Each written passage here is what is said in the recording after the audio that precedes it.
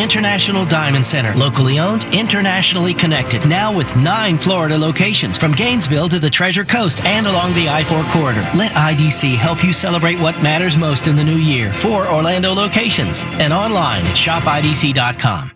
Have big plans for your laundry room? So does Lowe's. Right now, save big on a Samsung large capacity top load washer and dryer that was $949 and now is just $679 each. Samsung's newest washing machine comes in a stylish champagne finish and has more capacity for large loads to cut down on wash time.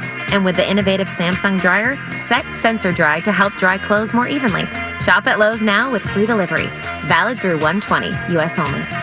Before you drive the all-new Nissan Rogue, you gotta ask yourself, how rogue are you gonna go? We talking be one with nature in the desert rogue? Go snowshoeing in Alaska rogue? Or take the long way home just because kind of rogue? Just a question, but with 5 available drive modes, you're sure to find the answer. Go rogue in the all-new, fiercely reimagined 2021 Nissan Rogue, now with the most standard safety features in its class.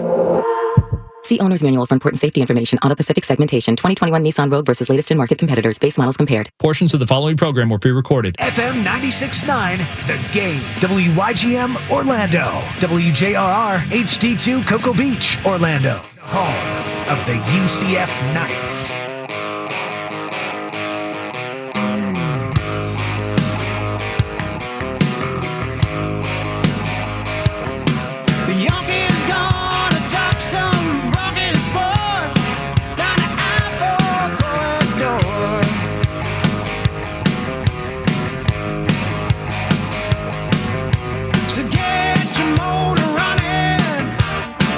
Time to put the pedal to the floor.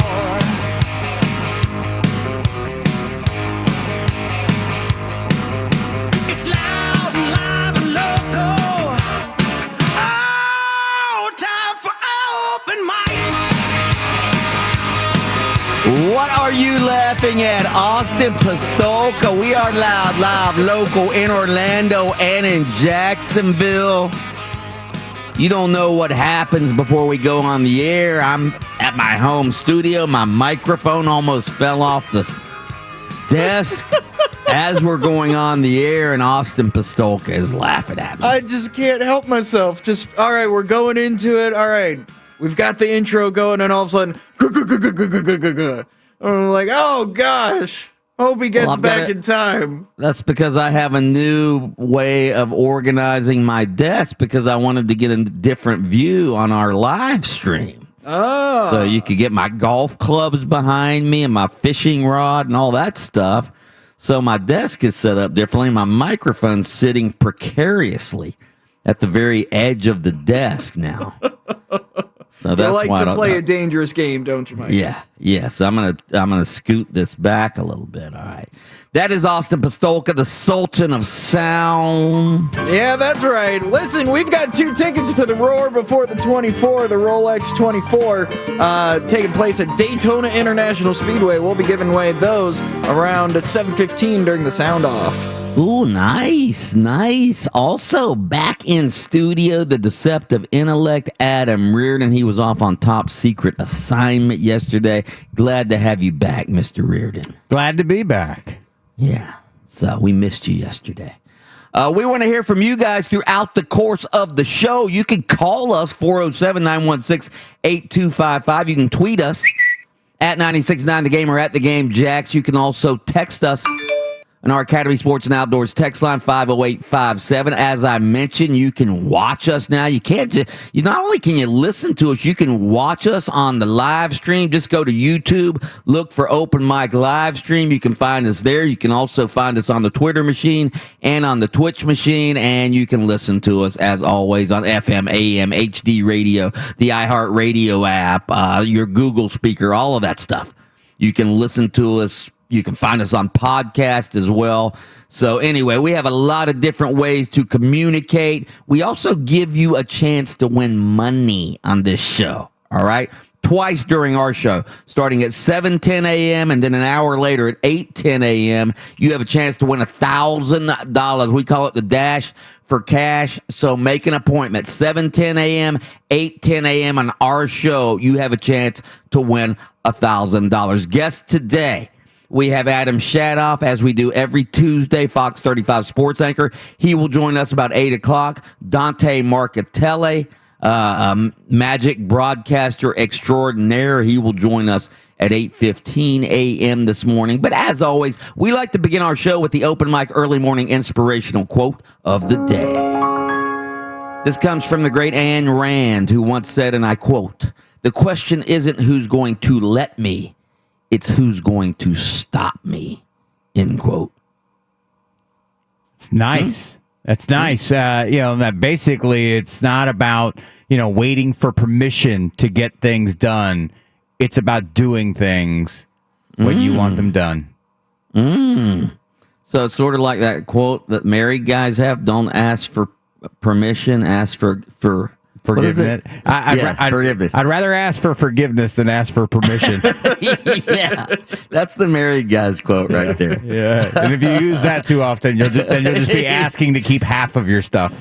Yeah. If you ask that too often, you'll end up like the bulldog, divorced, paying alimony.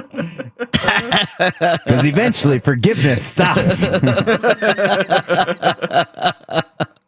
Ain't that the truth? Ain't that the truth? All right, let's start. The Magic. The sinking Orlando Magic lost for the 6th straight time yesterday on Martin Luther King Jr. Day. It was a noon tip-off. Didn't matter. The change of time did not matter to the Magic. They go down 91-84 to the New York Knickerbockers at Madison Square Garden. Here's a little of what it sounded like. And Ross has to deliver in a hurry. He got it! A one-handed slinger from Terrence Ross. Into Ross, back to AG. Oh, he jumped in the air, nowhere to go. Bad play there. Turnover, and Barrett on the attack, puts it up and in, and New York leads by 4. Here is Barrett with the leader. R.J. Barrett with a big bucket for New York. Our execution in the fourth quarter was actually good. We just had, we had a turnover. Scored 30 points in the fourth against a really good defensive team. So don't dwell on one play. We lost the game because we fouled. 3 huge fouls, undisciplined fouls in the last 3.5 minutes of the game. That's the story of the game. And that's without watching the film. That was Steve Clifford, Magic coach, talking about his team's execution. I prefer the old John McKay quote when he was coaching the Bucks back in the day. What do you think about your team's execution? I'm all for it, said John McKay. Yeah, this is the Magic, whatever you want to call it, the execution, the fouling yesterday, the lack of being able to put the ball in the basket. It results in the Magic's longest losing streak since February of 2018. That, by the way, was Frank Vogel's last season as the coach of the Magic. This is not good. It's not good at all. The Magic could only score 84 points against the Bricks. The Magic started the day committing fewer fouls per game than any other team in the NBA. They then proceeded to commit a season-high 24 fouls. The Knicks attempted 24 free throws, and that was in the second half alone. They outscored the Magic by 10 from the free throw line. So you heard Steve Clifford talking about the foul problems. All right.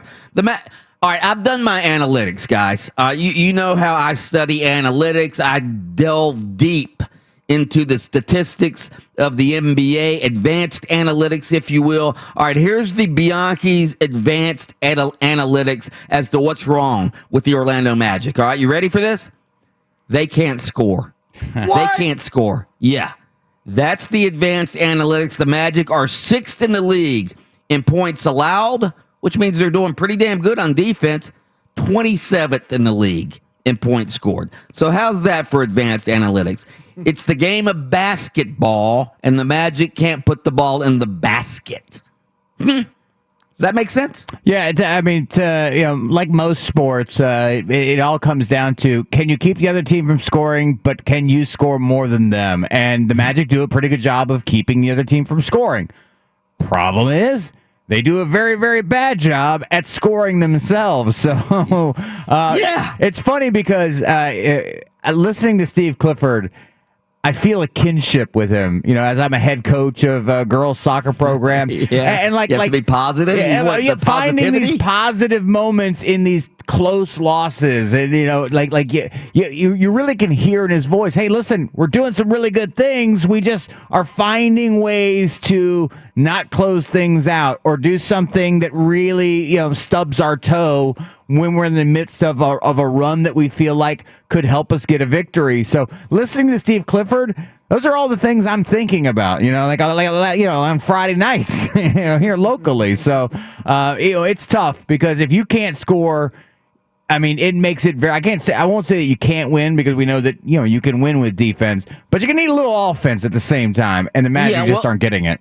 Yeah, Nick Vucevic, he can score. He's having a hell of a year. He had 24 and 14 last night. Aaron Gordon had 18, had a career-high 17 rebounds, 9 assists. Terrence Ross had 19 points for Orlando. But here's the thing. Yes, Aaron Gordon scored 18, but on 6 of 18 shooting. Yes, Terrence Ross scored 19 on 5 of 16 shooting. All right, you take Vooch out. All right, he was 10 of 16 from the floor, shot 63% last night. The rest of the team, how's this? 19 of 70 from the field. Yeah, 27% from the field. Here's something, and Mark touches on this all the time. Sure, Vooch got his 20, but did he score like the first 10 of the game or something like that? I want to say he scored the first 10. You know what that means? That after the first 5 minutes of the game, he was good for 10 points the rest of the way through. And Vooch isn't the type of player that in a tight ball game, late against any opponent, that you get the ball to and he can create a shot. He can just sort of will a team. He's just not that kind of player. He's going to give you 20 every single night. You know it. He's going to give you 15 rebounds, somewhere in that range. But the problem is late in the game when you need a superstar to step up. He's not a superstar. But he is a great facilitator. But that's it. Yeah.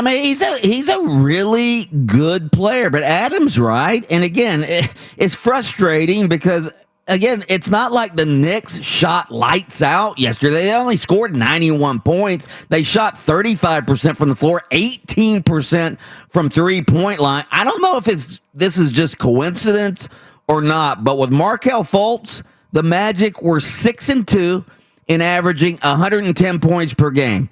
Without him, they're 0-6 in averaging 97 points per game. So again, maybe it was more than Markelle Fultz's 12 points per game that has made the difference for the Magic because they are a different team without him. So anyway, not a good day for the Orlando Magic. They go down to the Knicks. We will continue to talk some more NBA, NFL, college football news we have coming up. We also have a spontaneous text question that has to do with sports memorabilia. That's next on Open Mic.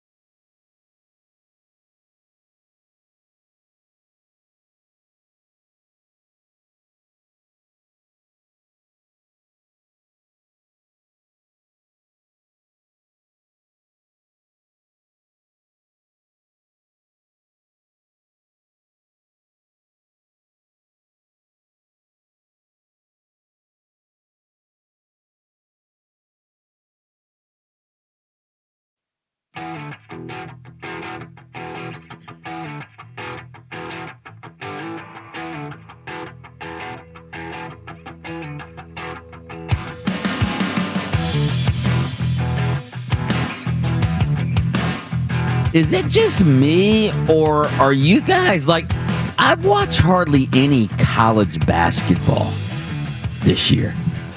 I don't know why. I know a lot of games have been canceled and all of that. Have you guys watched much college basketball? Because I don't normally watch a lot of regular season college basketball, but I usually watch some, and I haven't watched hardly any this year. Have you guys? I've watched the same amount, which is, 0. So okay, so you've watched the same amount as always, none. yeah. I think that what it is like, we have this sports body clock, our hey, it's football season, college football just ended. We've turned our attention real quick to the NFL and its playoffs. That there used to be a time where, and I think I was younger also, and so my life revolved around watching sports, not kids and responsibility and all that other kind of other stuff. Where like Big Monday was a thing for me, Super Tuesday, Wacky Win. Oh, wait a minute, that was a pizza deal, but that was a big deal to me too in my 20s. But yeah, no, you knew on Big Monday you were gonna get like Duke versus NC State and Florida versus Tennessee. But now I just think that we sort of have had to prioritize in our lives and go, you know what? She might leave me if I devote the same attention to Super Tuesday that I did to college football Saturdays. Okay. Yeah, but again, I've been divorced. All right, and I'm just not. I don't know if it's just I'm not as interested in college basketball. I don't know if it's the pandemic. We do have a supplemental poll on this. Or I think it's the pandemic. Here's a perfect example. All right, Duke in North Carolina and Kentucky are all unranked right now. All unranked. That's the first time that's happened since 1982. It's almost like you can't take this basketball season seriously. I mean, if Duke, Kentucky, and North Carolina aren't ranked, isn't there something wrong? I mean, obviously those schools get talent and they have talent. Isn't something wrong with the basketball season? Oh. And I realize we're only in, late to mid to late January, but still. Well, I was actually, as you were talking, I was thinking about, the pandemic. And maybe one of the reasons why there's not attention on the college basketball season is we didn't have the NCAA tournament last year. And so, I mean, really, you want to talk about a sport that's been out of sight, out of mind for a while, not having March Madness. I mean, think about how big a deal March Madness is in this country, gambling-wise. I think it's the largest gambling event that there is in this country. And to not have it means that, even the guy or the girl in accounting who cares nothing about sports is talking about March Madness. We didn't have that. Got the pool. Got their pools. Yeah, so I mean, that's part of the reason I think why maybe we're a little bit slow to jumpstart back into college basketball, because it's really been off our plate, off our table, off the menu for a long time now. And plus, every time you turn around, there's a bunch of games being canceled. That part's true too. I mean, you may tune in for Duke and somebody, but then you tune the TV and it's not there because of some sort of COVID protocol. Yeah. All right, spontaneous text question of the day. Spontaneous text question of the day.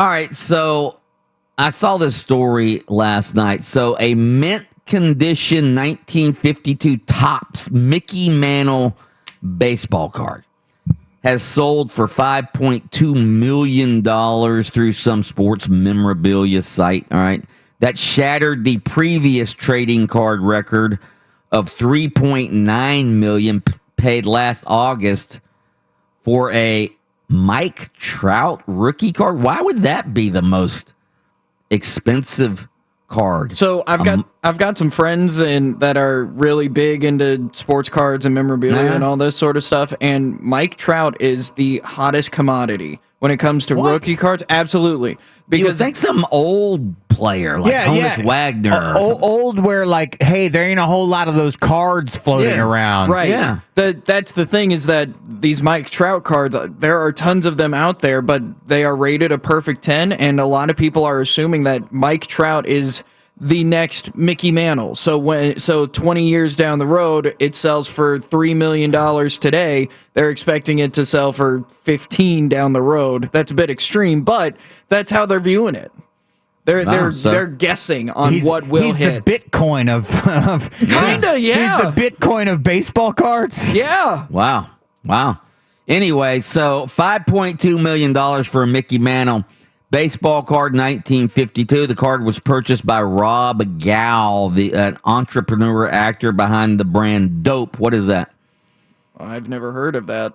I have seen the brand on T-shirts before, but I'm not familiar with the brand itself. It's just a brand. Okay. It's one of those brands that lives out on its own, creates stuff. In case my parents are listening, I don't know anything about Dope, Mike. Topps began making sports cards in 1952, by the way, for the first time. That makes the 52 set a popular one to own. I guess there's only a few, like 6 of these left in I don't know. Anyway, $5.2 million, which leads us to the spontaneous text question. What is your most, not valuable, but your most prized sports memorabilia? I've got dumb ones. You have dumb ones? I don't have real sports memorabilia. You know what I have?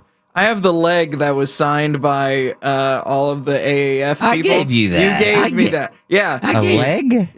So like they a had prosthetic leg? They had a mannequin where they had like the jerseys on, and they signed it when I remember it was on top of his on desk. my desk. Yeah. So he gave me that along with the Jameis Winston Florida Male Athlete of the Year Mikey Award that he never picked up.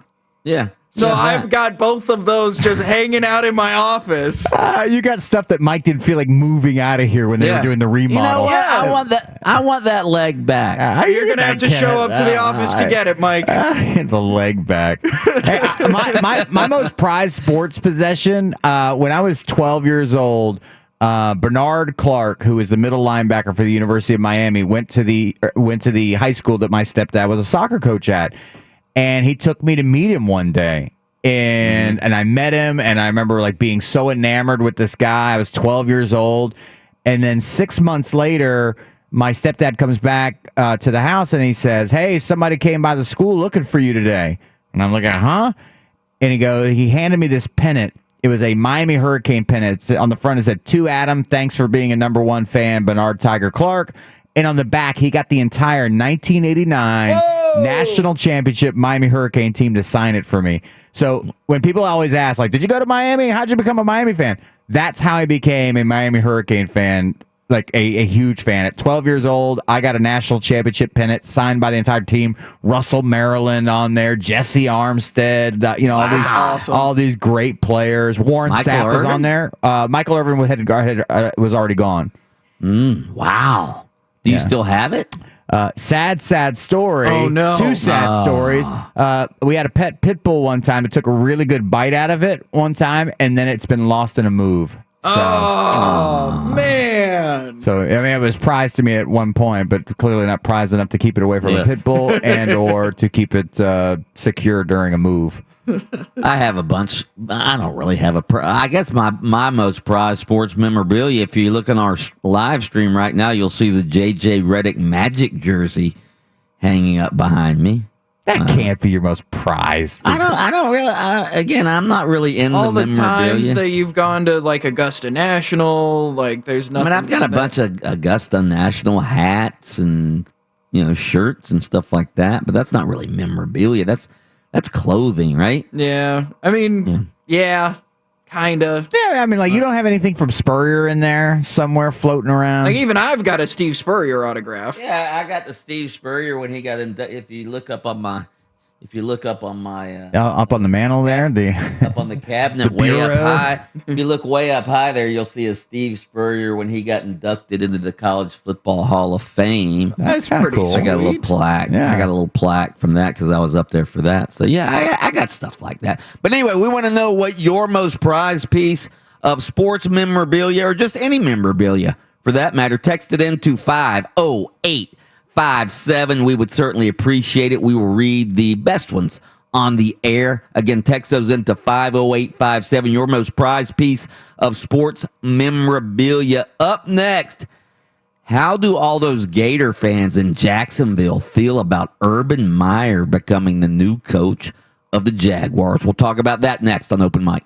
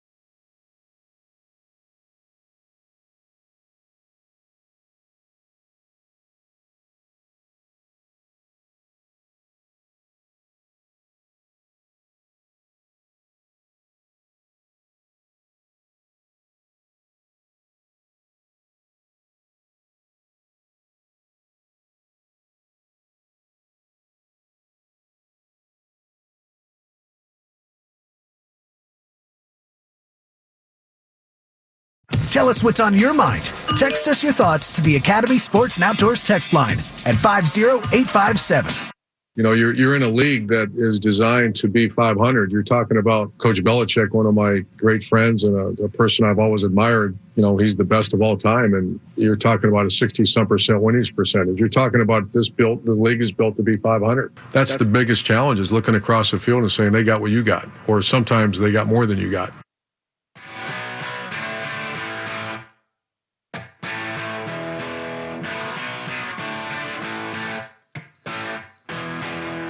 That was new Jacksonville Jaguars coach Urban Meyer talking about coaching in the NFL and the fact that he's going to have to get used to losing more games than he lost when he was at Florida or Ohio State or Utah.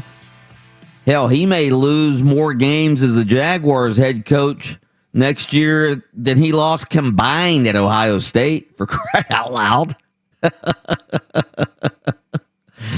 So Urban Meyer, of course, named head coach of the Jaguars he was named on Thursday, introduced on Friday. We talked a lot about it yesterday, but I have a new angle here. Adam, you've been to Jacksonville many, many times. I think Jacksonville probably, other than Gainesville, Florida itself, I think Jacksonville is probably the biggest Gator town in America, honestly. A lot of Gator fans in Jacksonville. Obviously, it's close to Gainesville. Obviously, the Florida-Georgia game is played in Jacksonville and has been played there for decades and decades. So a lot of Gator fans live in Jacksonville. Would you agree, Adam, more Gator fans in Jacksonville than any other metropolitan area? Yeah, no, I think that, the proximity to Gainesville, the fact that for as long as people can remember their grandpas or their fathers have been taking them to that Florida-Georgia game, been around that atmosphere, and I would say that's Florida's home away from home. It's such a home away from home that there's been times where Georgia's wanted to move that Florida-Georgia game to a home and home because they felt like it was too much of an advantage for Florida. Yeah. And again, the Jacksonville Gator Club, huge Gator club, huge Gator contingent up there. I went and spoke to them many times. All right, Urban Meyer. I worked in Jacksonville as a columnist at the Florida Times-Union. I can tell you for a fact, all right, at least when I worked in Jacksonville, and the Jaguars were just coming into fruition. It was in the late 90s or mid to late 90s when I worked in Jacksonville, and the Jaguars were the new kid on the block, and everybody was excited, and they were good back then. But there were a lot of Gator fans who were also Jaguars fans. Obviously, the Jaguars were the only pro team in Jacksonville, so a lot of college football fans sort of jumped on the Jaguars bandwagon. All right, that has certainly waned over the years because the Jaguars have been so bad for so long. So I'm wondering, Urban Meyer, new coach of the Jaguars, obviously he won 2 national championships at the University of Florida, but the way he left irked a lot of Gator fans. Obviously, some of the stuff that went on at Ohio State with Zach Smith, his former assistant coach, and the fact that Urban Meyer was sort of hiding the fact that he had a accused spousal abuser on his staff. He got suspended by Ohio State. Urban Meyer doesn't have the best reputation,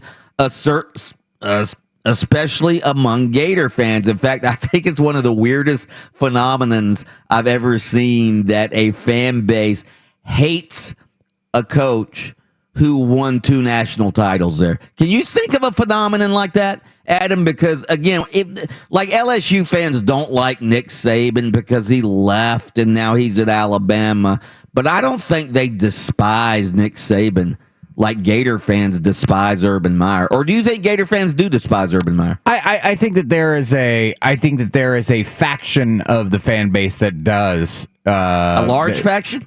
I would say relatively large. I was trying to think real quick. Like Jimbo Fisher left Florida State, but I think even most Florida State fans sort of understand why he left. Why he would leave, because he wanted to sort of keep up with the Joneses, and Florida State didn't want to spend the kind of money it took to compete with the Clemsons of the world. And so he said, "Listen, I want to go to a place that has a bigger wallet and a school that's willing to open it to compete.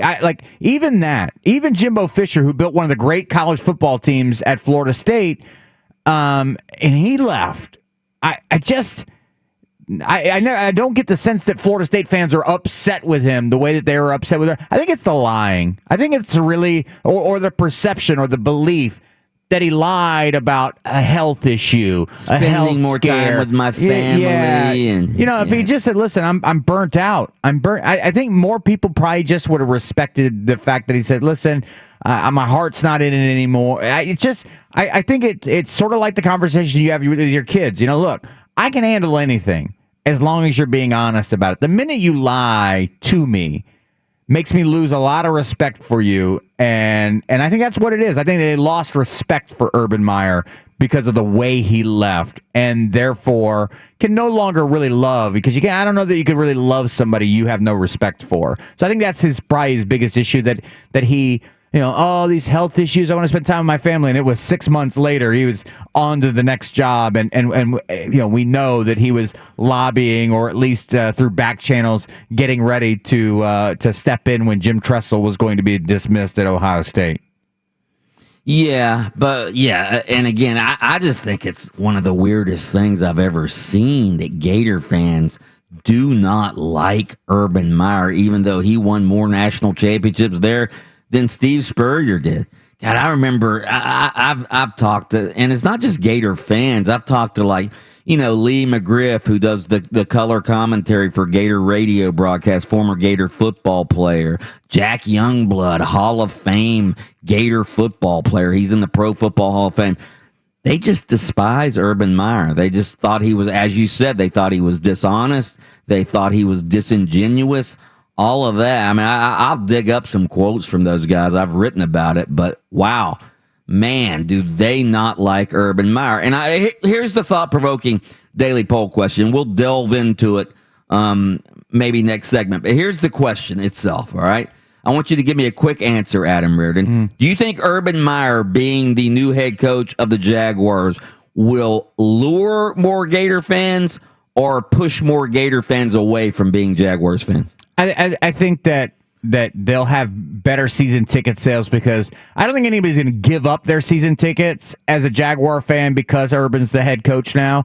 But you may have a few Gator fans who say, hey, okay, I'm excited with a couple Urban Meyer with the fact that they're going to get Trevor Lawrence, or maybe they could trade for an already proven commodity at the quarterback position. I think season ticket sales are going to go up. People are going to be excited initially, and then he'll have to actually win in the first couple of years to keep the fan base excited. All right, we're going to get into more of this question. Also, I have another Jaguars question I want to get into about Deshaun Watson, who wants out of Houston. We'll get into all that next on Open Mic.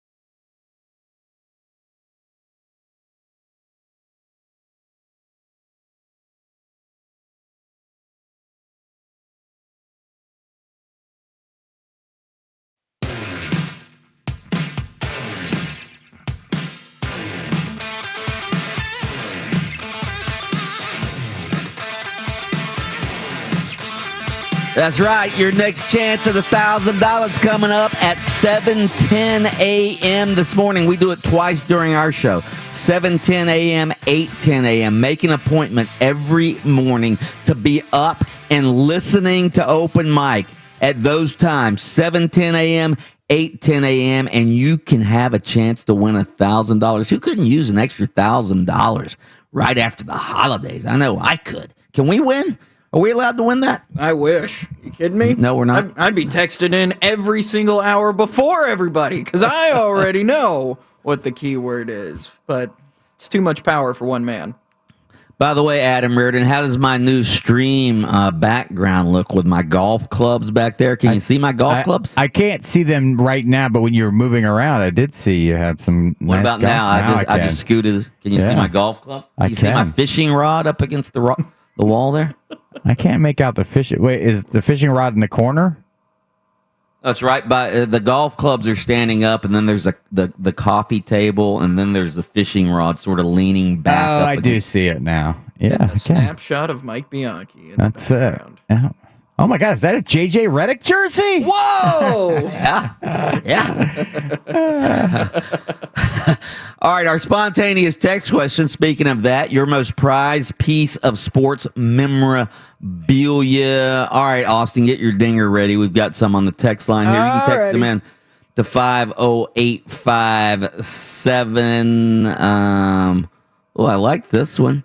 I have 2 lug nuts given to me by Jimmy Johnson from his 2018 Daytona 500 car on my desk at work. No, that's a fake. Come on fake. now. This guy. What? That's not real. I've got how many lug nuts does he have? 2 lug nuts. It could be Mike, come on now. How do you authenticate that? How sophomoric is this? This guy's telling us he's got Jimmy Johnson's 2 lug nuts. No, you guys have dirty minds. No. I'm not even going dirty. Why would he get 2? Why would he? I mean, like a lug nut. Because he's carrying it. He gives him 2 of them. I don't know. How did that come up in conversation? Hey, by the way, I do know somebody who went to Gator Nationals once, hopped the fence, and stole.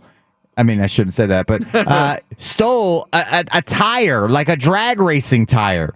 Whoa! Yes, and then put it in their truck and drove off. And in like one of the rooms in the house had the biggest tire like that I'd ever seen in my life, and like just put like folded laundry on top of it. It became it became furniture in their home. It was crazy. I remember way back in the day when I was a student at the University of Florida, Lake Alice, which is a little lake right on the campus there, which has a bunch of alligators in it. And there was a sign there, "Do not feed the alligators." And I stole that sign and put it in my room. Yeah. So How many times have they replaced that sign, do you think? Probably a lot. Anyway, I'm giving a ding to the 2 lug nuts given to him by Jimmy Johnson from his 2018 Daytona 500 that are on his desk at work. Well, I don't know why you guys don't believe the guy. Good Lord. I mean, you're telling me he met Jimmy Johnson, and Jimmy Johnson had lug nuts in his pocket and said, "Here you go." No, after the race, you knucklehead, you're allowed in the pits. You can talk to these drivers right after they get out of their car. Oh, and that conversation goes, "Hey, Jimmy, good race out there. Let me have a lug nut." Absolutely, they did. Yeah, they asked for all sorts of stuff. Yeah, of course. No, it's not just when Jimmy Johnson's out at dinner at a restaurant, you see him, "Hey, you have a couple of lug nuts?" No, that's not how it is. No. Most prized sports memorabilia, somebody texted, surgery scars on my knee thanks to a high pass from Antonio Brown in high school. Defender cut me low, ended my season. Whoa. You believe that? Wait, how about that? We're blaming Antonio Brown now. And for that reason, I'm dinging it. We will blame Antonio Brown for anything around here. Entire 87 Twins World Series team signed the ball only to be pawned by my younger brother. Oh. Wow. Cool memorabilia. Kirby Puckett on that ball. Kent Herbeck. get her back. The shot doctor could name every single one of those players. Yeah, he was. I think he was like the clubhouse boy for the Twins back in the day. Clubhouse boy. He was like 40. Yeah, he was 40. Dr. Fauci opening day first pitch tops card, one of 5,000. Wow, that's cool. Is that mint condition? Have you gotten that graded from Beckett yet? Definitely got to get it graded, brother. A signed Indy 500 signed by A.J. Foyt after he won his fourth and final Indy 500 in 1977. It was given to me by my grandmother. Wow. That's cool. That's nice. It's really cool. That's nice. And you're still giving the lug nuts a buzz. Because I just don't see it happening. I thought it was a joke. I thought the guy was pulling our legs, telling us that he had two of Jimmy Johnson's lug nuts. I could find 2 shiny lug nuts and put them on my desk and say, "Hey, I got those from Jeff Gordon in 1999. What do you want from me, Mike?" Did I ever tell you guys what I did? I was dating this girl back in my college days, and I was going out to L.A., all right? And I told you guys my family knows Tom Petty, and my mom was actually Tom Petty's, she watched Tom Petty's kids. She was like his babysitter / nanny, all right? So, we knew Tom Petty. So this girl I was dating, she said, "Can you get me a Tom Petty autograph when you're out in L.A.?" I go, "Yeah, I can get you a Tom Petty autograph." Well, Tom Petty wasn't actually there in L.A. when I was there. He was off on tour, all right? So I got this, cover of this Tom Petty album, and I had my sister sign it like Tom Petty. And I gave it to the girl. Did she buy it? She bought it. Oh yeah, that's absolutely. There you go. That's the great thing about autographs. I mean, especially back in that day, it's not like she could just go on Google and look up let me see a Tom Petty autograph here. Scoring big points for the Bulldog. Oh, the Bulldog. Yeah. Your sister was like Magic Johnson with the no-look assist pass. I gotcha. You're going to the rack, big fella. Literally and figuratively. Wow. All right, let's get into this Tennessee story. The Tennessee football program starting over yet again, this time after Coach Jeremy Pruitt and 9 others were fired Monday for cause when an internal investigation found what the university chancellor called, quote, serious violations of NCAA rules. Here's Tennessee's chancellor, I think it's Donde Plowman, talking about it.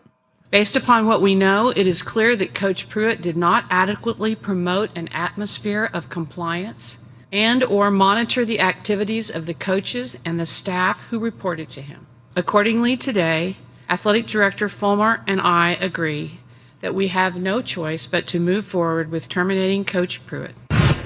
Where do you stand with his buyout? This termination was for cause, which means no buyout.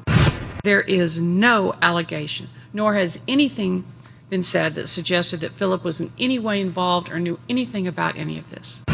Philip and I also discussed the need to search for a new head coach as soon as possible. In the course of that discussion, Philip concluded he thought it best and suggested that a new coach and a new athletic director form a partnership that could provide long-term stability and success for our football program. And he suggested that I hire a new athletics director to select the new head football coach.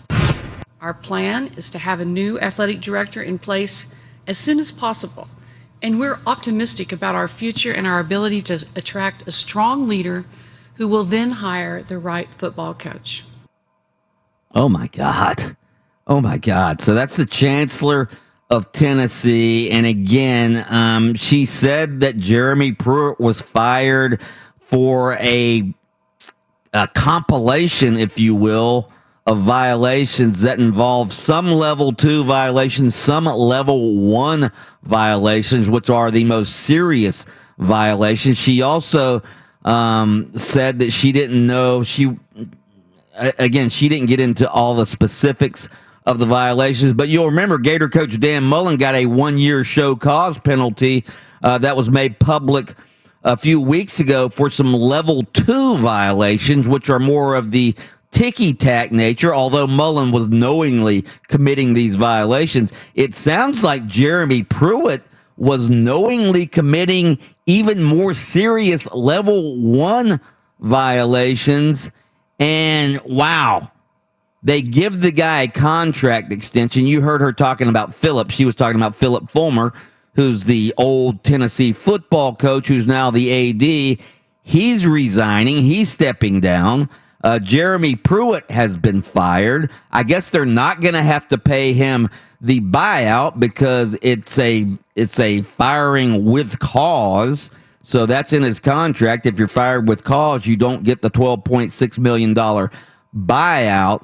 But, man, this Tennessee program, Adam, in disarray. They've been down for decades now, ever since Phil Fulmer was the head coach, and they've gone through a litany of coaches from the one year they had Lane Kiffin, Derek Dooley, who was after him, Butch Jones, and now Jeremy Pruitt. What has happened to this Tennessee football program?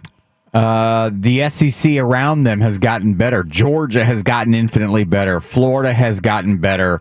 Alabama, clearly. LSU. Oh, by the way, take a look around now. Texas A&M zooming past them. What would be a more attractive school to go to if you were a high school senior wide receiver? If you've got an offer from Ole Miss or you got an offer from Tennessee, Mike, I mean, you and I know that there was a time where that was a no-brainer. You'd go to Tennessee. Oh, yeah. You're going to Ole Miss now. They have been caught in the slow lane of SEC football. And I will trace it back to the 1 year where they had Lane Kiffin. I think they had the right guy there to sort of kind of get it going in the right direction. They replaced Lane Kiffin with Derek Dooley. Right. Lane Kiffin had Jonathan Crompton as an all-SEC quarterback in the 1 year he coached there.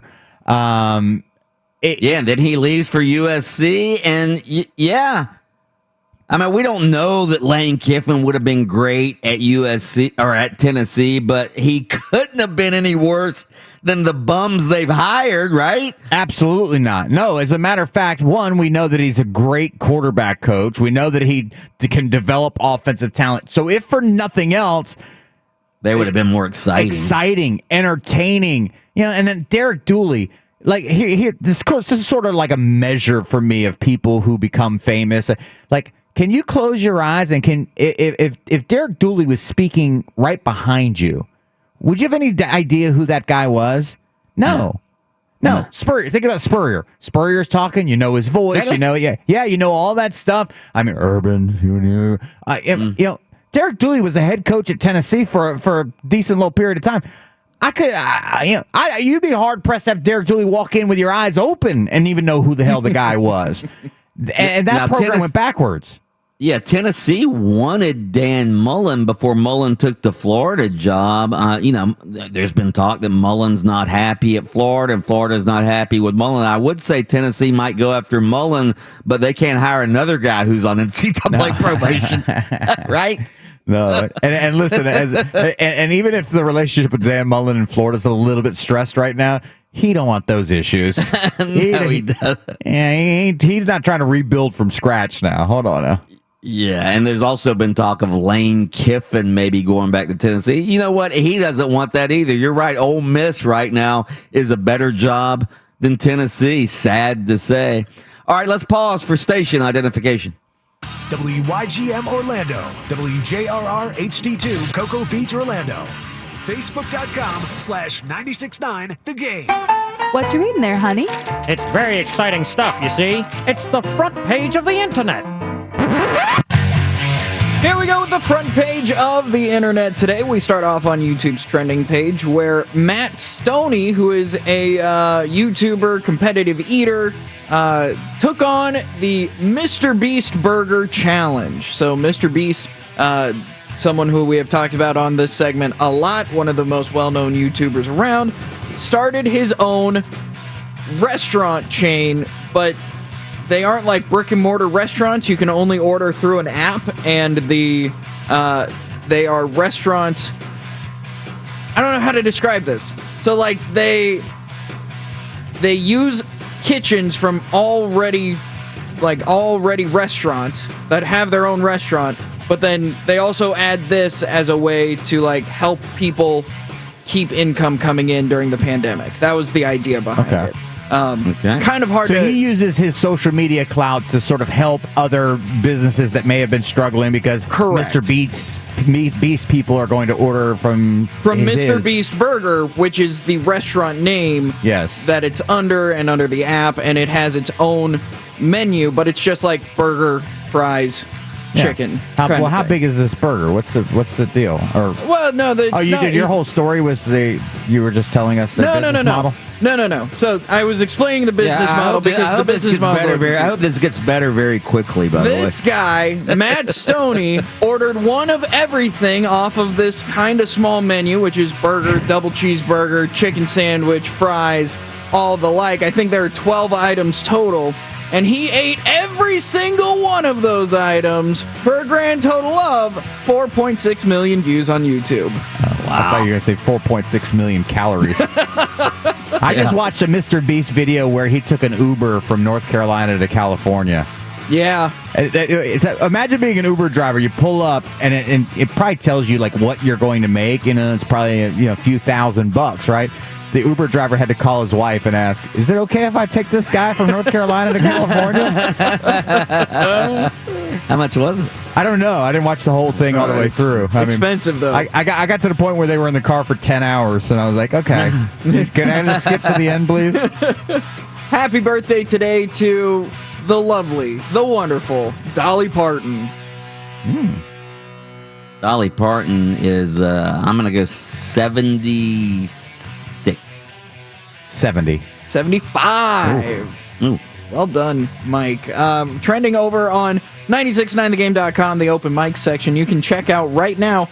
You can check out Conor McGregor's $1 million watch that he purchased ahead of his fight coming up, which you can watch that fight at Elixir. Be sure to check out Elixir downtown for that fight. But you can check out his $1 million watch over on 969thegame.com. He also has a $2 million watch that I can't talk about on air because it's got some NSFW stuff on it. You can also check that out there. Over on... So you guys just spent $3 million in watches. Good Lord. Yeah, this week. Yeah, he's not going to end up broke someday. Yeah. He's still spending that Mayweather money, and he's thinking he's getting a fight with Pacquiao coming up. Because believe me, that ain't UFC money. That's the boxing money. And finally, we move on to Reddit. People are obviously talking about Donald Trump's last day of office, speculating what's going to happen with the inauguration. But other things happening. Elon Musk says he swears he'll send humans to Mars by 2026. Okay. Would you take that rocket ride to Mars? I thought you were tying the stories together. They were going to send Trump to Mars. I need to work on my transitions, apparently. Yeah, I would not take that rocket ride. No? Don't want to check out Mars? But what's there? It's Mars. Like, that's it. Oh, Red Planet.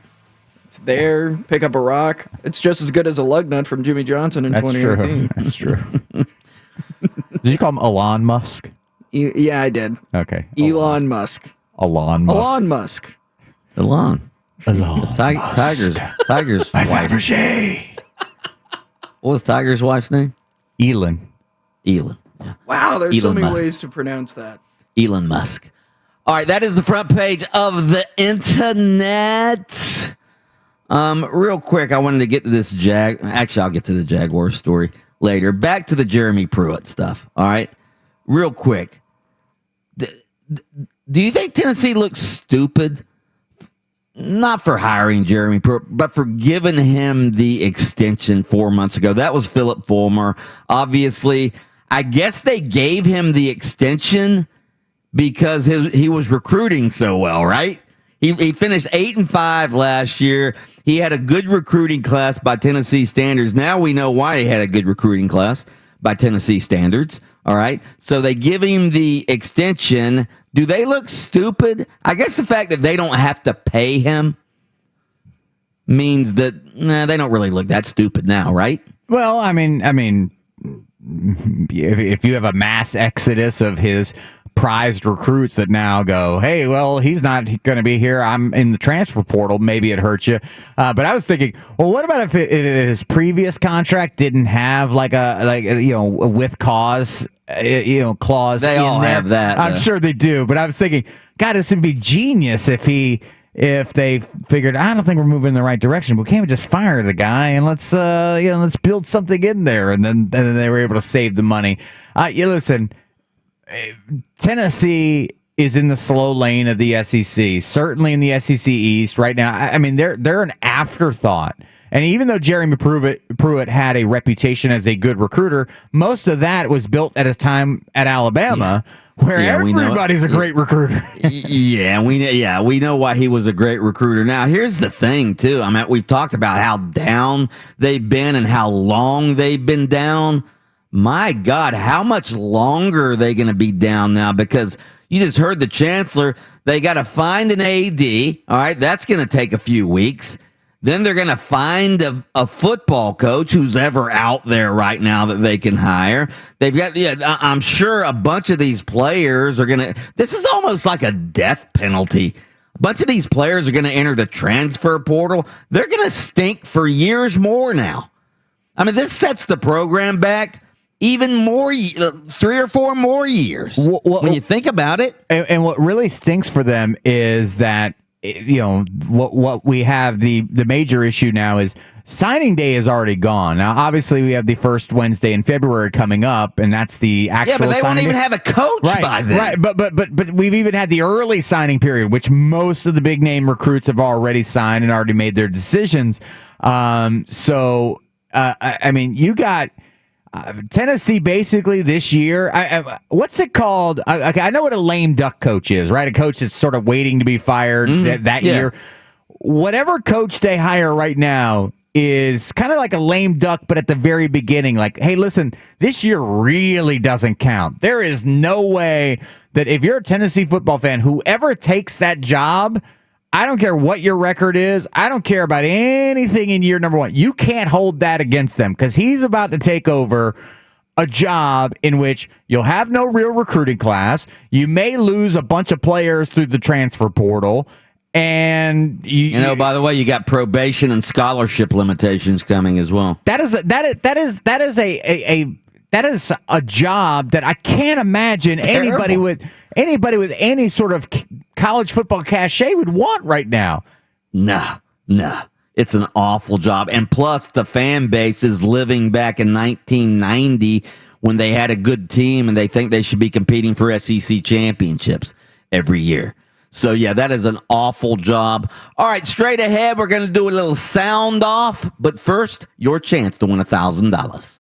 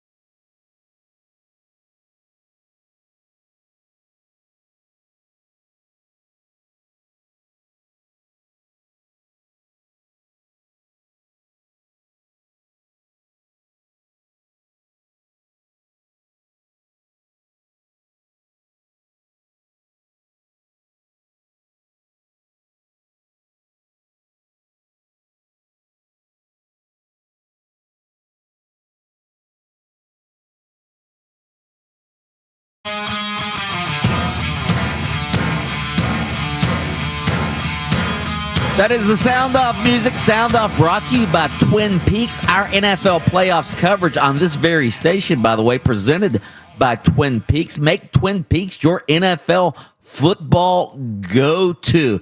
Twin Peaks, eat, drinks, scenic views. Sound off! Sound off! There once was a football team that played at Lambeau Field in old Green Bay. The frozen tundra covered in snow. Oh, go you Packers, go. Soon may the Rodgers man come to bring us points. He'll pass and run with Adams, Tonyan, Williams, and Jones. We'll all cheer, go Pack, go.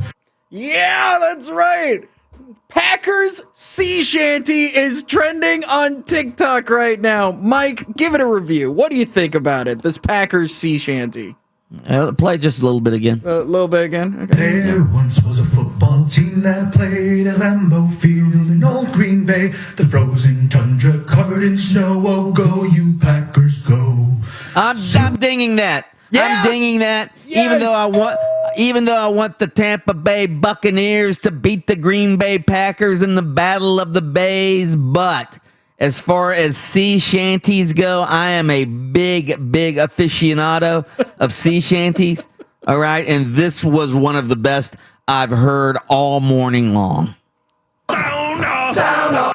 They're so good with the weapons that they have around Patrick. Andy does such a good job. They're well coached that we've got to prepare for the system. We've got to prepare for both quarterbacks, and that's why we've got a lot of work to do this week, Adam. Sean McDermott, head coach of the Buffalo Bills, talking about how he has to prepare for both quarterbacks. Yeah, absolutely. Yeah, sure you do. You have to prepare for both quarterbacks. Mm-hmm. Adam, I mean, what kind of struggles are they going to have against the one and only Chad Henne? Well, I mean, you spend all week preparing for the live arm of a Patrick Mahomes. You better be prepared for the speedy wheels of one Chad Henne, the dual threat quarterback that Chad Henne's always been known to be. Oh, man. You'll prepare for Patrick Mahomes, and then you hope to God to have the issue of having. Oh no, we haven't prepared for Henne, and now he's in the game. What are we to do? Goodness. Sound off! Sound off!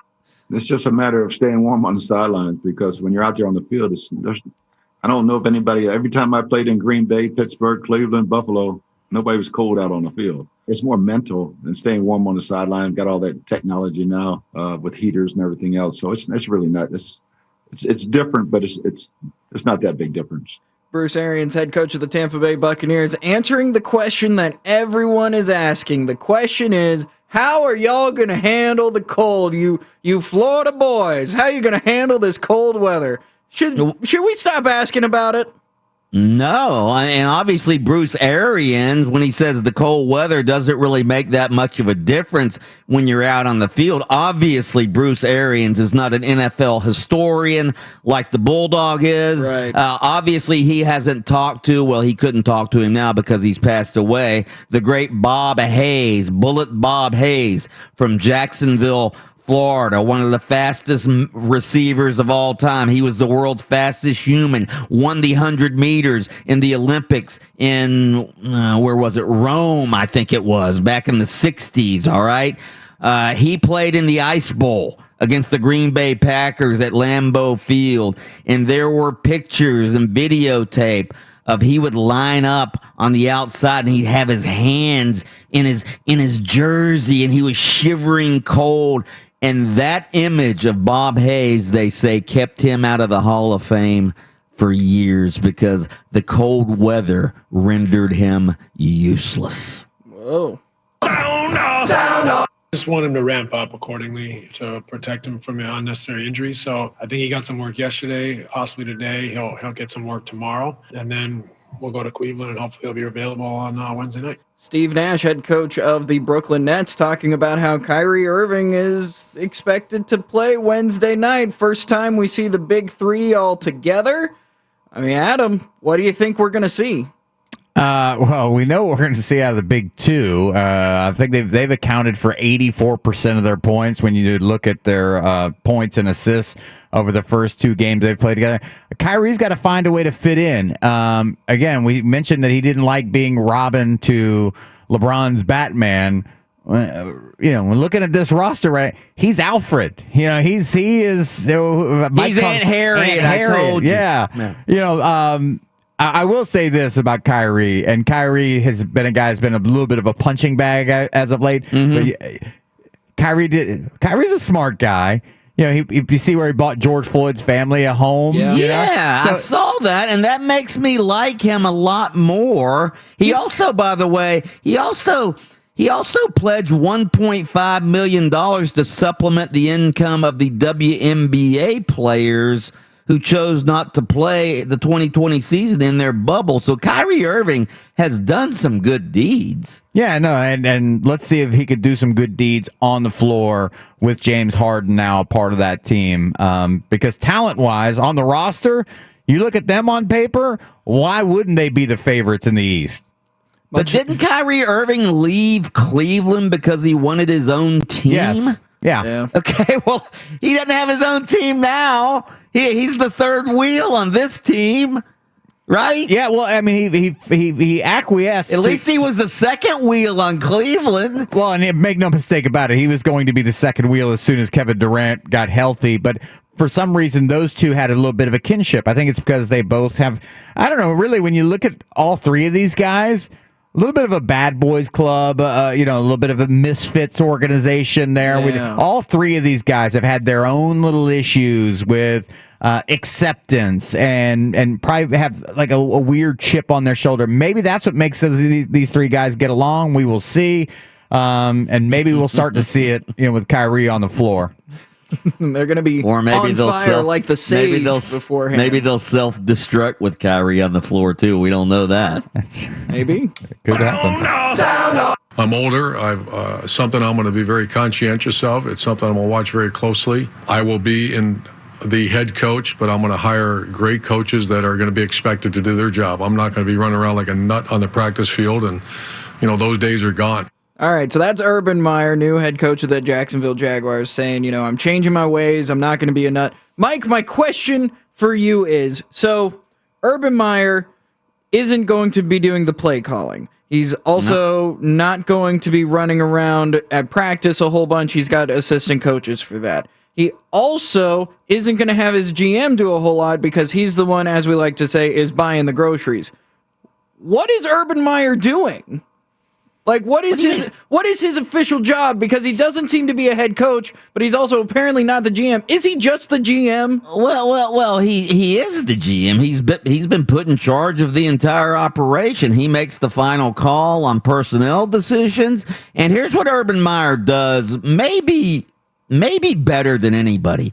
Urban Meyer, he hires really good coaches, first of all. We've seen that. Ryan Day, Dan Mullen, go down the list. He hires good coaches, and Urban Meyer coaches the coaches.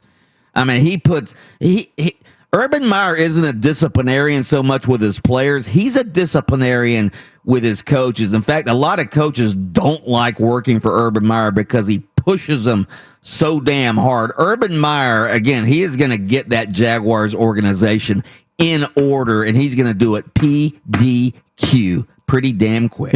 He's a disciplinarian with his coaches, unless your name's Zach Smith. Yeah, unless it's Zach Smith. Sound off. That's the sound off for today. That is the sound off. I didn't mean he was a disciplinarian with his coaches getting in trouble with the law. I mean, football-wise, he's a disciplinarian with them. Listen, if any of the coaches step out of line, you can just get Percy Harvin to handle some of that for him like he did in Florida. Yeah, just get his players to beat up the coaches. Yeah. All right, straight ahead, we'll get into some more Jaguars news. Also, man, who's in worse shape, the Tennessee Volunteers or the New York Mets? What a disgusting story. We'll talk about that next, coming up.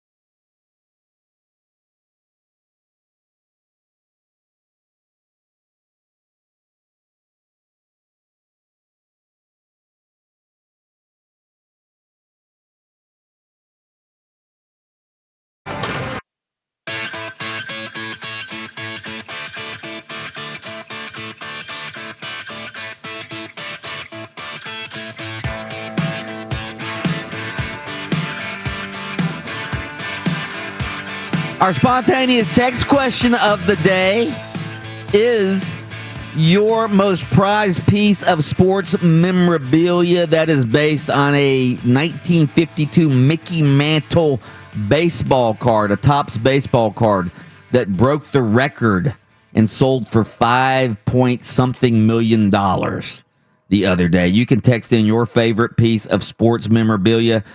Big Blue Hat Gary, who's a big NASCAR fan, used to be a regular caller of the show. He doesn't call in so much anymore, but he does text in. He texted in a picture of me sitting in Dale Earnhardt's car. Years later, he signed it. Oh, that's a good one. Oh, that's cool. Yeah. I like that. What about this one? You mean Dale Earnhardt Jr.? Dale Earnhardt got out of his house one day and he goes, "Hey, buddy, what are you doing in my car?" Pictures with the entire 96 NBA Dream Team. Whoa. Ding. Timeout. But 96 Dream Team, not the 92 Dream Team. Well, still 96. Still. That's not. I mean, the 92. Not the original. Yeah, the 92 team. That's who you want the picture with. Steve Spurrier, Danny Werfel signed national championship football. For a Gator fan, that is about as good as you can get. Yeah. Right there. That's pretty damn cool. Here's one that you'll appreciate, Austin. I have a small droplet of fake blood from a fake wrestling match that flew on to me during some fake championship. You suck. I was at the Jacksonville Armory. Yeah. Jerry the King Lawler was wrestling. Hey, listen, if it was Jerry the King Lawler, that was real blood, and you could probably clone him from that. So that would not be the Jacksonville Armory. That would be the Jacksonville Coliseum, baby. It would be the Palatka National Guard Armory. How many fans got hepatitis back in those days? They didn't even realize it. That's real blood. These guys are cutting their own foreheads. It's weird. At least 6 a night. Yeah. All right, so last year at this time, the New York Mets fired Carlos Beltran, their manager, before he ever coached the game. Of course, he was embroiled in the Houston Astros cheating scandal. He was hired by the Mets, and he was fired before ever coaching a game. Now it looks like, and they haven't fired this guy yet, but they just hired their new GM, Jared Porter, about a month ago, and I'm betting that he may be fired by the end of the day. All right, the Jared Porter acknowledges to ESPN that he sent explicit images to a female reporter when he worked for the Chicago Cubs. This is a long story. If you have a chance, go to ESPN.com and read it. Actually, you might not want to read it because it's disgusting. All right, so this guy, Jared Porter, sent explicit, unsolicited text images to a female reporter. This was in 2016. It culminated with a picture of his erect or anorect, you know what. All right. So again, this woman was a foreign correspondent who had moved to the United States to cover Major League Baseball. She said at one point she ignored more than 60 messages from Porter before he sent her the final lewd photo. I guess the text relationship started casually before Porter, he was at the time he was the director of professional scouting with the Cubs. All right, so he sees this reporter evidently in a clubhouse elevator. All right, and they exchange business cards, and he immediately started texting her. All right, badgering her. And man, just read this story. It's like it's unbelievable. 3 people interviewed by ESPN said that they saw or were told of the text at the time. The messages provide a portrait of a rising executive, a reporter working with a limited grasp of the English language and American customs, and how seemingly friendly banter ended in a lewd, unsolicited photo. And again, it's not just one unsolicited photo. He sent a bunch of photos. He was sending selfies of himself saying, "You like this?" She didn't respond to him for the longest. This guy sounds like a real creep. What a creep. You can't have a creep as your general manager, can you? No, you can't. You can't have a creep. You can't have this guy as a part of your organization. Guess what? I mean, one, it's what he's already done at this point is enough to have him out of this sport for good. And two, I mean, with the women that work in that workplace now. This is not 1932. Yeah. This is a guy that is going to be around. There wouldn't be a woman in the office that feels comfortable around this guy at this point. And there shouldn't be men in the office that feel comfortable now knowing what they know. I'll be honest. I still look at Brett Favre much differently. Oh, I do too. When these stories pop up, I remember Brett Favre sending these sorts of pictures to, was it Jen Sturger, right? Yeah, absolutely. Yeah, and the amount of respect I've lost for Brett Favre, which is amazing because, people, do this kind of stuff and you think, gosh, Wrangler's got no problem, partnering with Brett Favre. Copperfit, it got no, and I'm thinking, how in the world can these companies, still want to partner with a guy who sends these pictures of their areas to women who don't want them? Yeah, plus this is a woman who didn't speak very good English. She was new in the country. Obviously, he was trying to take advantage of her. Listen to this. I'm reading from the story now. Porter would send 62 unanswered texts, including 7 photos between July 19th and August 10th. All right, and I'm reading some of these texts. Which picture do you like the most? He sends her. She didn't answer. Want to see more? And then a bunch of question marks and text. And then about 5 hours later, hello, beautiful. About 90 minutes after that, is it too much for you? About 2 hours later, where did you go? Almost 3 hours later, 2:03 a.m. I'm bored. What is this? Ew.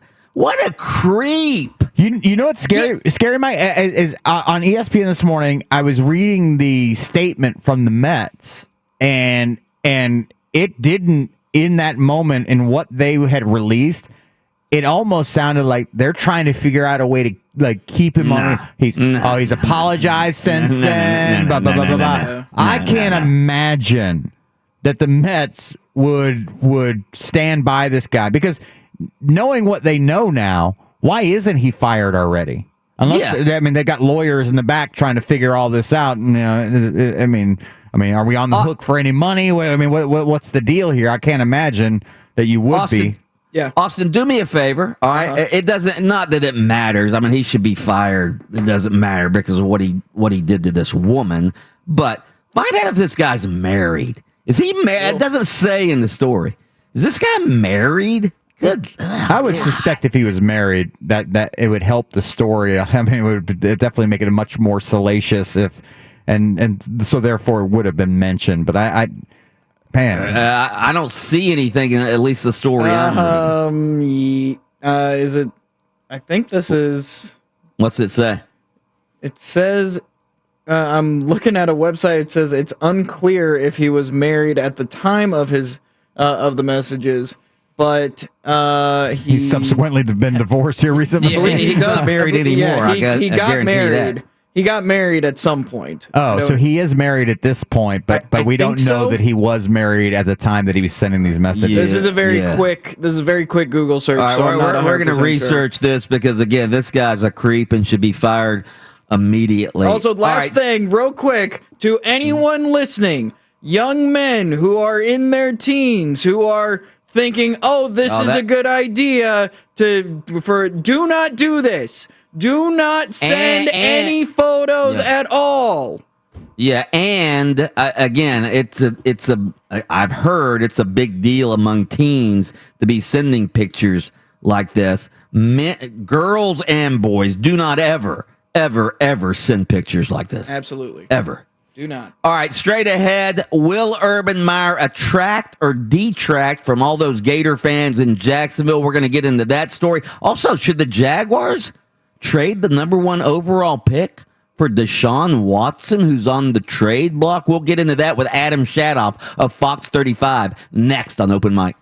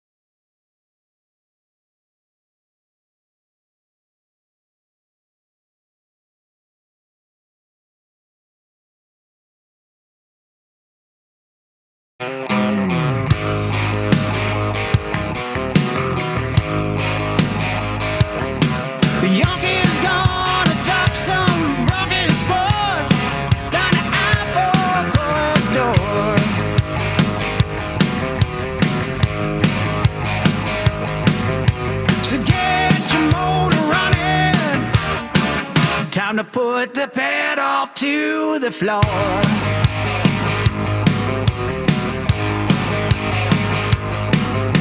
It's loud and live and local.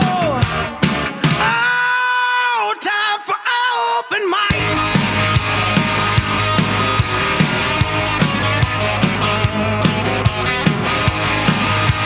Welcome back to Open Mic. Happy Tuesday, everybody. I'm Mike Bianchi, the Bulldog sports columnist of the Orlando Sentinel, joined as always by Adam Reardon, the deceptive intellect, and of course, Austin Pastolka, the Sultan of Sound. Yeah. Together we are Open Mic, Orlando's premier and highest rated sports radio show, also Jacksonville's elite sports radio show. You can find us on a number of ways, FM, AM, HD radio. You can find us on the live stream on Twitter, on Twitch. You can go to YouTube, search for the Open Mic live stream. You can actually see our beautiful faces talking little sports with you, baby. That's what we do. We talk sports with you. We entertain you. We give you a chance to win money. Next chance at $1,000, by the way, coming up at 8:10 a.m. this morning. We do it twice a morning. We give you, our listeners, a chance to win $1,000. 7:10 a.m. and 8:10 a.m. every weekday. Make an appointment. 7:10 a.m., 8:10 a.m. Be listening to Open Mic, and if you are, you may just win $1,000. In fact, I think you will. I feel lucky. I feel lucky for you that you will win $1,000. Our spontaneous text question of the day. Spontaneous text question of the day. Your most prized piece of sports memorabilia. Text that in the 50857. Adam Reardon's was a Miami Hurricanes pennant. Who gave you that? Bernard Clark? Yeah, Bernard Clark, the middle linebacker, captain for that team back in '89. Yeah, but a pit bull ate half of it, and then it got lost in a move. Austin Pastolka's is a leg. Yeah. A mannequin leg signed by the Orlando Apollos, which I actually gave to him because it was on my desk. So, yeah, and I want that leg back, by the way. Well, you can come fight me for it. Okay. What was your other one? What was the other one I gave you? The Jameis Winston Mikey Award for Florida Male Athlete of the Year. That Jameis Winston never picked up. Yeah. Hey, if anyone wants to purchase either of these memorabilia, you can. That's pathetic. The Mickey Mantle card's going for $5 million. I can only imagine what an Apollo leg would go for. Absolutely. Hit me up on Twitter at Radio Guy Austin. God. What about this one? My most revered piece of sports memorabilia is the newspaper plates used by the Daytona Beach News Journal to print the day after Dale Earnhardt's passing. Oh, the newspaper plates, like those big old metal things. I love those. Yeah. Like as memorabilia things, I think those are super cool. Last year at Bay Hill, right before the pandemic, Ricky Fowler signed the hat he wore for his Sunday round and gave it to my daughter. Wow, that's nice. Cool. That's nice. Keep those coming in, 50857. Your favorite piece of sports memorabilia. How about a piece of sports memorabilia from the Magic's 6th straight loss last night? You could have one of the many shots, one of the many errant bricks that the Magic put up last night. They lose to the New York Knickerbockers last night, yesterday. It was Martin Luther King Day. They played at Madison Square Garden. They go down 91-84 to the New York Bricks. Here's what it sounded like. And Ross has to deliver in a hurry. He got it! A one-handed slinger from Terrence Ross. Into Ross, back to AG. Oh, he jumped in the air, nowhere to go. Bad play there. Turnover, and Barrett on the attack, puts it up and in, and New York leads by 4. Here is Barrett with the leader. R.J. Barrett with a big bucket for New York. Our execution in the fourth quarter was actually good. We just had, we had a turnover. Scored 30 points in the fourth against a really good defensive team. So don't dwell on one play. We lost the game because we fouled 3 huge fouls, undisciplined fouls in the last 3.5 minutes of the game. That's the story of the game. And that's without watching the film. Well, that was Steve Clifford, the Orlando Magic's coach, again, saying they lost the game because they fouled. But I've done a deep dive into the analytics of the Orlando Magic, and in fact, very deep analytics, and I've discovered that the Magic's issues are they cannot put the ball in the basket. All right, they can't score. It's basketball, and they are having trouble fitting that round ball through the round cylinder of the rim. They are 6th in the league in points allowed, which means their defense is still pretty damn good, but they're 27th in the league in points scored. They don't have many people who can score. Nick Vucevic, he can score. He's having a pretty damn good year. In fact, he had 24 and 14 yesterday. Now, you're looking at the Magic's other players. Well, you're saying, well, Aaron Gordon had 18 points. Yeah, he did. He had 17 rebounds as well. But the 18 points on 6 of 18 shooting. You're looking at Terrence Ross. Well, he had 19 points. Yeah, on 5 of 16 shooting. Aside from Vooch, who was 10 of 16 from the floor yesterday, 62.5% from the floor. The rest of the team, 19 of 70, 27.1% from the field, which is frustrating because the Knicks only shot 18% from three-point range, 35% overall. So it's not like the Knicks were knocking the lights out of the basket there. And I read this stat earlier. Markelle Fultz, when he was with the Magic, 6-2, they were averaging 110 points per game.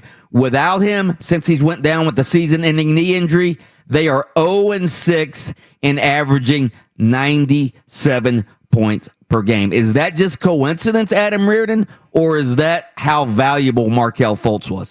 No, I think you miss, obviously, another scoring option and then a guy who has the ball in his hands and can help with assists as well.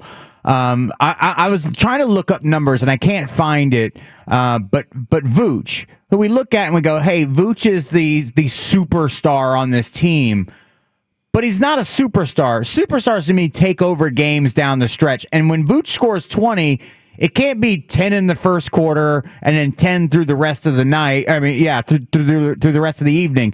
I was trying to look up Vooch's fourth quarter scoring, and I couldn't find his in particular, but I found an article on NBA.com about the guys who average the most points in the fourth quarter of games. LeBron James, 1, superstar, can take over a game and help his team win. James Harden, number 2 in the league, superstar, can help his team win games. Kemba Walker, 3. Giannis, Lou Williams, averages 7.6 points per fourth quarter. Paul George, Devin Booker, Anthony Davis, Donovan Mitchell, Bradley Beal. These are all guys that are in the top 10 in the NBA of scoring in the fourth quarter, and these are the guys that when you're in a tight game, when you need some offense down the stretch, these are guys that can give it to you. Vooch just isn't that guy. You're blaming Vooch on the Magic 6-game losing? Is that what you're doing? No, I'm blaming the fact that Vooch is the... You don't appreciate that. You're a typical Magic fan. You don't appreciate Vooch enough. It's the problem is with the organization. You ever have a football team that has a number 2 receiver who's masquerading as the number 1, and your offense just isn't that good? Vooch is a number 2. He is the second piece of the puzzle, but he's had to be the first piece, and he's not as good. Okay. I'll give you that. He's a number 2 wide receiver that's had to be the number 1 because they don't really have a number 1 on this team, and that's what hurts him. So he's Juju Smith-Schuster, and Antonio Brown's gone. Yes. Yep. That's what he is. Yep. He's Juju Smith-Schuster. Yep. Okay. And you got some Claypools running around too, but those ain't the guys either. All right, let's pause for station identification. WYGM Orlando, WJRR HD2 Cocoa Beach, FM 96.9 The Game, the home of Orlando City Soccer Club.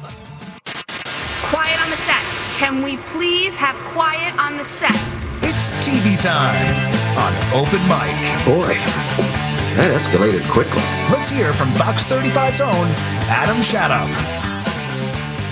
You can catch Adam Shadoff every weekday about 11:30 p.m. on the Fox 35 Sports Zone. They take a deep dive into all sports happenings in Central Florida, across the country, around the nation, and they have been all over the Tampa Bay Buccaneers and their run to the Super Bowl. You're going to the Super Bowl, are you not, Adam Shadoff, when the Bucs are there? Yeah, both Evan and I are going to go again. Second year in a row. I go my whole career never going to the Super Bowl, and now I go 2 years in a row. Now, you're going to go even if the Bucs aren't there, right? Yes, we are, because, I mean, it's in Tampa. It's an hour and a half away. That's pretty cool. I mean, for people from Orlando, that's pretty cool to have it there. Absolutely. And what Tom Brady has done with the Buccaneers has been phenomenal. I didn't think he would have this much of an impact. I really didn't. I have to be honest. I think you're right in that I don't think there's any doubt that he has changed their culture, and he did it in 1 year. I listened to a couple of interviews yesterday, and they really look at him. I think Cam Brate said that in the huddle they just knew Tom was so calm, and just having Tom be there and be so calm made them all feel better. And it's amazing what a guy like that can do for your mindset. Yeah, and the fact that he's made Antonio Brown stay off social media and stay out of trouble, right? And stay out of jail and stay out of police handcuffs for a whole season. Amazing. That in itself shows leadership right there, if you ask me. So, anyway, Adam Shadoff, we always appreciate you coming on. By the way, excuse me for not knowing this, but is your lovely bride playing in the Tournament of Champions this week? No, because you have to have won a tournament in the last 2 years to be in this LPGA event this week, and she has not. So it's a very small field of women playing, like 20 or 25 women only. You know what? She'll be playing in it next year. I guarantee it. Hope so. Guarantee it. All right, let's do a little shout out with Shadoff, shall we? Shout it out from the rooftop. Woo-hoo! It's time for the Shadoff Shout Out. Here we go with the Shadoff Shout Out this week. Remember, it's brought to you by Frank Gay Services. When you have a plumbing or electrical problem, you need help now. Go to frankgayservices.com. We got to buzz through these a little quickly, guys. We're running behind. So we will start off with the thought-provoking daily poll. Will new Jaguars head coach Urban Meyer cause more Gator fans or less Gator fans to buy Jags tickets next season? More Gator fans or less Gator fans? Mike, we'll start with you. He's going to... Now, Gator fans don't like Urban Meyer for the way he left the University of Florida, but Gator fans are like all sports fans. They want winners. And guess what? Urban Meyer will be a winner in Jacksonville. As soon as Urban Meyer starts winning, all those Gator fans who are also Jaguar fans, they are going to jump on that bandwagon and be packing the stadium just like the old days. So it's all about winning, and Urban Meyer will win. I agree with Bianchi, but I know that Gator fans didn't like the way he left, but I think it's been long enough that they're going to kind of have more fond memories of what he did while he was there, which was pretty awesome if you're a Gators fan. So I agree he's going to help Jags. Gators fans are going to want to go to Jags games. With 75% of the vote, more Gator fans wins this one. Supplemental poll number 1. Should the Jaguars trade the number 1 overall pick for Deshaun Watson, who reportedly is being shopped by the Texans? Yes or no? Adam? Normally I would say yes, because it's a sure thing. But I think Trevor Lawrence is about as sure of a thing as you can get. I know it's always very risky when you draft a kid. There's no guarantee, but I just feel like Watson's got more mileage on him. He obviously has a few issues with being happy where he is, and I feel like Trevor Lawrence, fresh start, new place, new head coach in the league. There, go for Trevor Lawrence. I'm going to go no for one reason. I'm with Adam. Normally, I would say yes, but I'm going to say no for this reason. Deshaun Watson's 5-year, $156 million contract. he just signed with the Texans. I think it was a year ago. So, no, Trevor Lawrence is going to come much cheaper than that. You can put a lot of pieces around Trevor Lawrence with that $156 million that you'd be spending on Deshaun Watson. So I'm going to go no as well. 74% of the vote says no. We don't want Deshaun Watson. Get out of here. Supplemental poll number 2. How stupid do the Tennessee Vols look after firing head coach Jeremy Pruitt 4 months after giving him a lucrative contract extension? So stupid! All caps exclamation point. Somewhat stupid or not stupid. Mike. I'm going to go the other way on this. I'm going to go not stupid because they found a way to fire the guy because he's been committing NCAA violations. So they're firing him with cause. So they figured out a way to fire a bad coach who they gave a contract extension to without having to pay the buyout. So I'm going to go they shouldn't feel stupid at all. Okay, I mean, I like that idea, but the bottom line is it's so stupid because if they had any inkling at all that he had been making these violations, why would they give him anything resembling a contract extension anytime near before they... I mean, if they found this out after the fact, I don't know. They just probably... Well, that's what they're saying. That's what they're saying, that Phil Fulmer, the AD, had no idea about any of this. Well, I mean, they don't want to make Phil Fulmer look bad, do they? He's a legend. He's been there forever. It's just such a bad look. It's just really indicative of how Tennessee has operated over the last, 8 years. It's bad. With 82% of the vote, so stupid! Wins this one. Supplemental poll number 3. Should Orlando Magic fans take solace in the fact that even though their team has lost 6 in a row, they are still ahead of the Miami Heat and Toronto Raptors in the standings? Yes or no? Mike? Well, that is a plus. That's a plus that teams you expected to be much... you could throw the Washington Wizards in there as well. They're ahead of the Wizards in the standings. I'm going to say yes. I'm going to be positive today, even though the Magic are riding a 6-game losing streak, their longest losing streak since Frank Vogel's last season. I'm going to go yes, they should take solace in the fact that they are still playing somewhat close games. When Evan Fournier gets back now, the Magic will be back on track. No, the answer is no. Bianchi's wrong here, and he knows it. He just, for the sake of argument, he was doing that. It doesn't. I mean, look, this team is playing hard. They just two things. They just cannot shoot. They cannot shoot. Virtually no one on that team can shoot, and they have outrageous injuries. Their starting point guard Markelle Fultz is injured. Their starting shooting guard Evan Fournier is out. Their starting power forward, Jonathan Isaac, he's out. Al-Farouq Aminu, this guy who was supposed to play a ton for them at forward, he's out. It's rotten luck. They're still playing hard, but no. The fact that they won 4 straight games to start the season, that means nothing. Adam, these are the words you never want to hear, and it's what I was thinking yesterday as I was watching the Magic play the Knicks.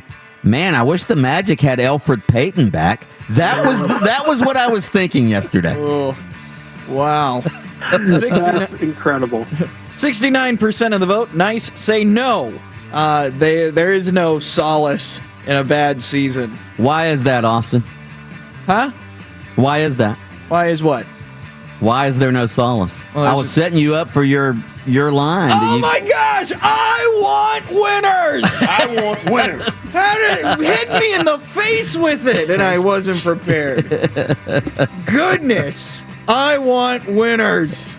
Supplemental poll number 4. Should we take this COVID-cursed college basketball Should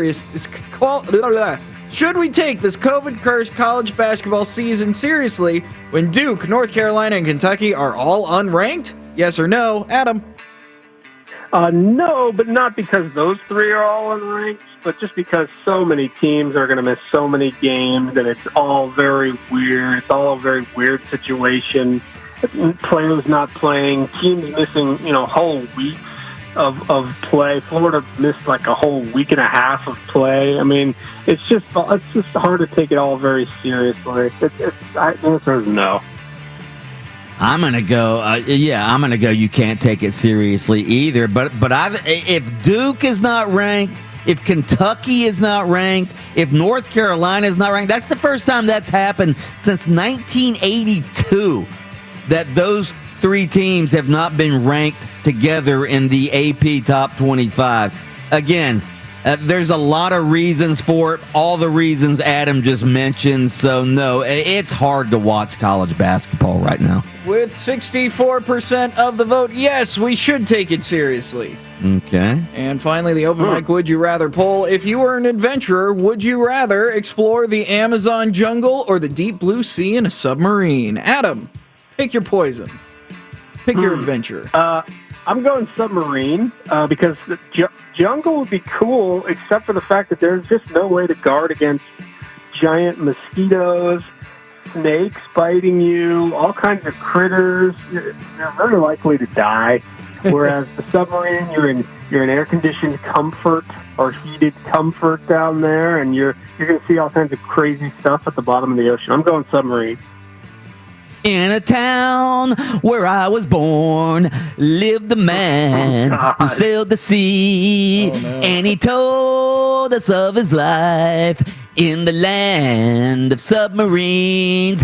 We all live in a yellow submarine, a yellow submarine. Yeah, I'm going, it would have to be a yellow submarine, however. Fair enough. Consider it done. 52.5% of the vote says deep sea exploration. Adam, I want you on my yellow submarine.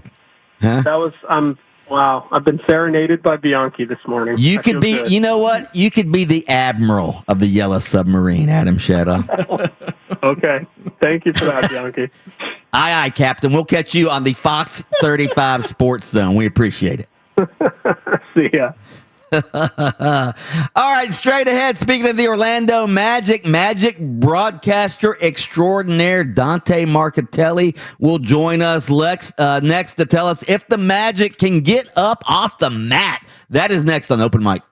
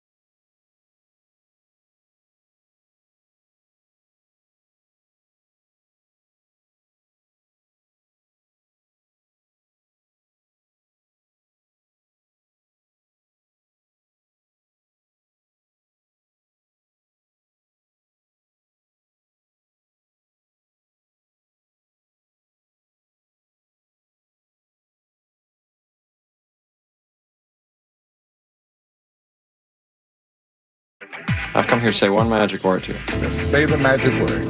What is the magic word? I wish I could play professional basketball. Then I'll just say the magic words.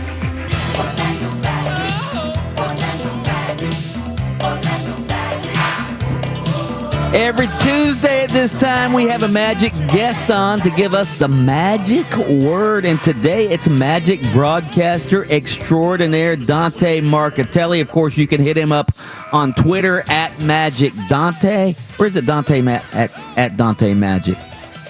Which one is it? Dante, can you hear us?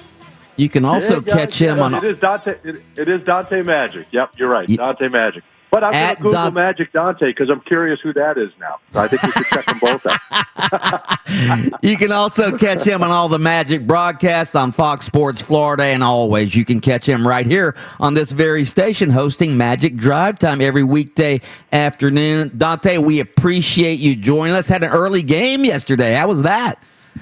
Yeah, that was fun. It looked like everyone was sleepwalking a little bit for a couple of quarters, so they finally got their eyes opened and ready to go. But it was fun. I mean, you walk out of the arena about 2:30, 3 o'clock. You got the rest of the day ahead of you. It was. I remember being on the road. That was always challenging. We're not traveling as much, this year. But the crew has to get there about 6 or 7 a.m. and then we roll in there about 8 or 9. I mean, it's fun playing those early games. I certainly did enjoy that yesterday. Hey, Dante, before we get into the Magic and what's going on with them, a little inside baseball question. How has your job changed broadcasting Magic games during this pandemic-plagued season? Well, you know what, Mike? You know how it is when you could go down to shoot around or you could go to practice and you could talk to the guys. You could see the players a lot more. You could talk to the coaches.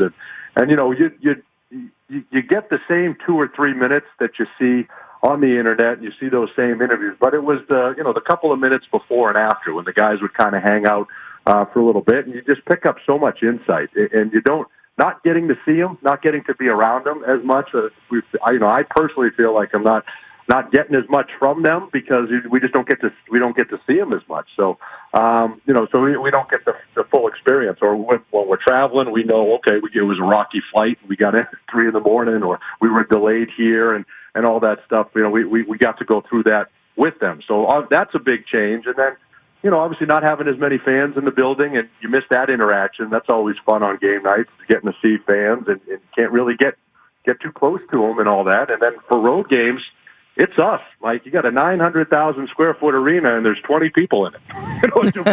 For a road game, it's all of us doing our broadcast. It's strange, but that's the times we're in, and we're all happy to do whatever we have to do to try to put that game on the air.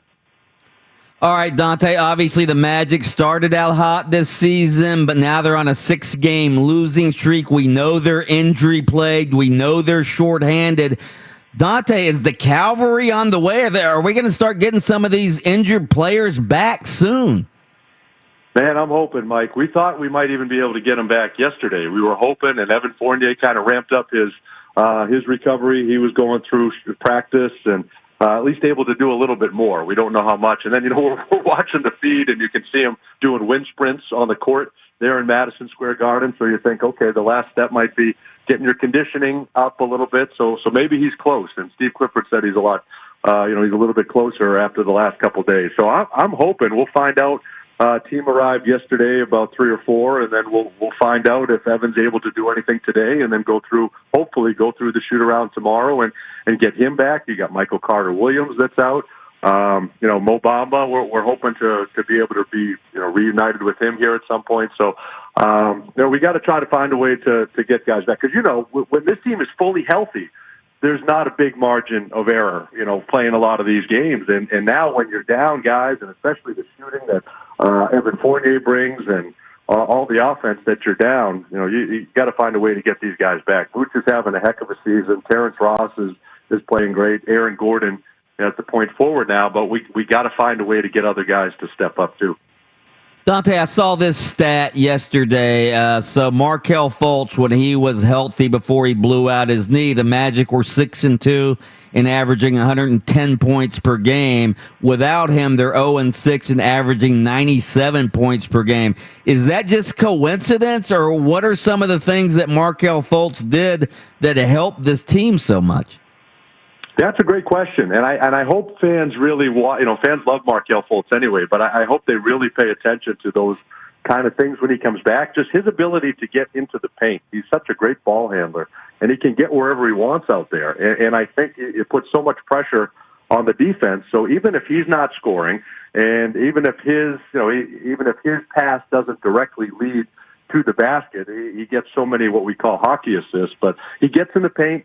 He collapses the defense, and he'll kick it out to a shooter. And there's so many open looks for threes, guys cutting to the basket. He's always got his head up, and he's looking, and he's learned his teammates from playing the last year. And he knows, he just has a great feel for where guys are going to be. And he gets them the ball where they need it in their spots. And not to mention, he can get you 15 points a game with his ability to drive. He'll knock down those turnaround jumpers. It's just a calming influence with the guy that understands the league. I haven't played it last year. He's just got such a great way about him. And I do think, Steve Clifford said it the other day, that game in Brooklyn on Saturday was the first time they kind of started looking like themselves after the Fultz injury. That was a gut punch, Mike. I think you start thinking about your season and what can we do, and we got him healthy, and how far can we get? And I just think that took a toll for 4 or 5 games, and they're starting to dig their way out of it. And that belief is starting to come back without him, but it's difficult. He's just such an enormous part of this thing moving forward. Magic broadcaster extraordinaire Dante Marchitelli right here on Open Mic. Dante, we asked this question earlier, and I'll give you a chance to answer it now. Is there any solace for Magic fans that even though their team has lost 6 in a row, that the Miami Heat are below them in the standings, the Toronto Raptors, the Washington Wizards, 3 teams that were supposed to be at the top of the standings? Yeah, sure. And you're 1 game from getting back into 6. You've lost 6 in a row because you had that great start. You're 1 game from getting back to 5th or 6th in the Eastern Conference. So, yeah, I think certainly there is. But I think the feeling with everyone is, okay, Miami eventually is going to put it together. Some of these teams are going to start going on a run. We're seeing Brooklyn catch fire here, so you don't want to get too much distance from the teams that are ahead of you. But yeah, are you kidding me? Anytime we're ahead of the Miami Heat, I'll take that. I don't care if it's 1 game or 15 games. I'll take that all day long. There's no question about it. And having beaten them on opening night, we know we're going to get a couple more looks at them. Yeah, certainly. That's fantastic. But you're seeing that with COVID, with injuries, and you're seeing a lot of teams that are battling. You're seeing a lot of records you're not expecting to see. And, whatever team can get hot and catch fire at the right time is going to be able to maybe make a nice little run in this thing. Do you think Magic fans appreciate Vooch enough?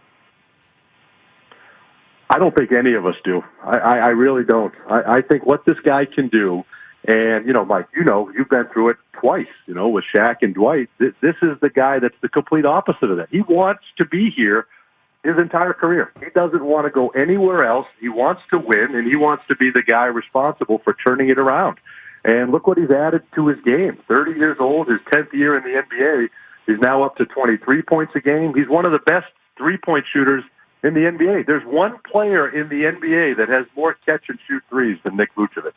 He's automatic from mid-range. Nobody can stop him down in the low block. But, fans that don't appreciate him enough kind of get caught up on the defensive end. They think he's not a rim protector, and he's not, you don't see the big, pretty blocks that go into the stands. But the guy that can get you 23 and 12, well, when this is all said and done, he's going to hold so many Magic records. Yeah, he's already one of the greatest Magic players of all time. So we just got to find a way for guys to step up and help him a little bit to grab some more wins. But, yeah, I don't think there's enough of an appreciation for the kind of guy he is, how badly he wants to be here, how badly he wants to win, and how good he is. He is just simply unstoppable when he gets the ball on the low block. All right, Dante, most people know that you grew up in the New England area. You're a Patriots fan, are you not? I am. Yes, I am. All right. Are you rooting for Tom Brady to get to the Super Bowl with the Bucs? Wholeheartedly.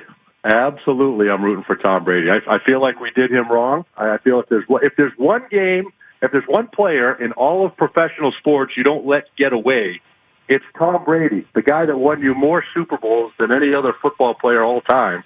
He won you 6. He took you to 9. If they get to the Super Bowl this year, it'll be his 10th Super Bowl appearance in 20 years. It's absolutely insane. And he's 1 week away, one game away from having a chance to host the Super Bowl. So it even got to the point, Mike, and I'm getting a lot of flack for this because I'm a diehard Pats fan, but I just don't like the way they handled that. I think he should still be in New England. That if Tom Brady and the Bucs got to the Super Bowl against the Patriots, I'd be all in on Tom. I would be rooting for Tom to get Super Bowl number 7. That is music to that's music to my ears. Hearing a bitter Patriots fan, nothing better than that, Dante. People grieve differently. And that's my grieving process. But yeah, I've been to a game over there. It's fantastic. And listen, he's going to go to Lambeau and win that game. That's all he knows how to do is win. So we'll see. We'll see how it plays out.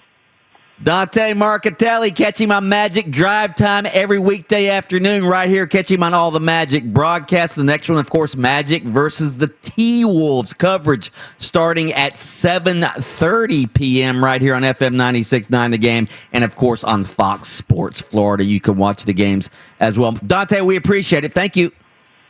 Keep up the great work, Mike. Thanks so much. There you have it, Dante Marcatelli. Up next, Mark Daniels and The Bridge. Got a lot of football to talk to Daniels with. That's next on The Bridge. Mark Daniels joins Mike Bianchi on The Bridge. Next. We all know the Christmas gift-giving occasions are over now, but there are still many, many, many times you want to give a